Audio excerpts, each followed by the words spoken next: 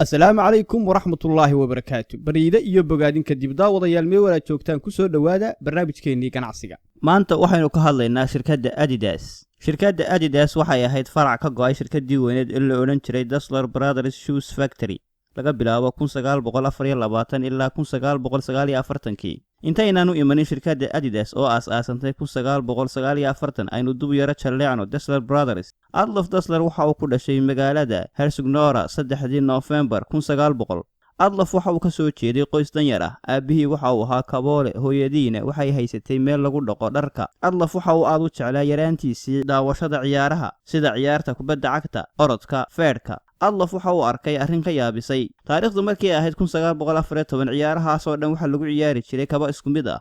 Adolf waxa uu muuqatay baahida loo qabo kaba ku habboon ciyaar walba, taas oo wax ka bedelaysa dardarta ciyaartooyga. Dagaalkii koowaad ee adduunka markii uu dhamaaday amar dawladeed oo lagu soo rogay magaaladiisii ayaa waxa uu sababay in Adolf aabihii si qasab ah uu ugu shaqeeyo xarunta kabatorista ee dawladda. Adolf waxa uu hoggaanka u qabtay kaboolihii aabihii isagoo ku horumariyay hindisihiisii in la helo kaba ciyaareed ku habboon ciyaar kasta.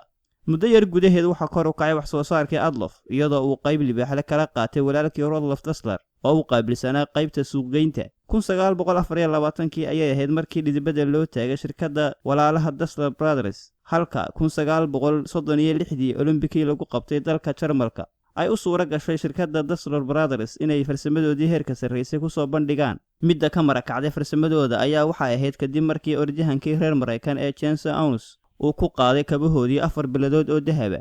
Dassler Brothers waxa ay noqotay shirkad weyn, balse waxa horumarkeedii naafiyay dagaalkii labaad ee adduunka oo dhacay 1939. 1945 markii laga soo noqday dagaalkii labaad ee adduunka waxa bilaabmay khilaaf weyn oo u dhaxeeya walaalaha Dassler Brothers.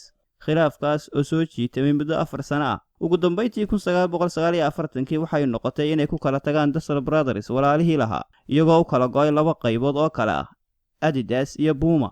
Adidas oo ah qaybta Adolf Dassler ayaa waxa gacan weyn ka geystay horumarkeeda dalka Mareykanka isagoo siin jiray walxaha ceerin ee laga sameeyo kabaha. Adidas waxay noqotay shirkadda ugu weyn ee soo saarta agabka isboortiga qaaradda Yurub, ahna shirkadda labaad ee ugu weyn adduunka oo dhan marka laga yimaado shirkadda Nike. Adidas waxa lagu qiyaasaa hantideeda 15.5 bilyan oo dollar, waxaana ka shaqeeya 750,000 oo shaqaale, ku dhawaad 1342 xarumood daafaha caalamka oo dhan.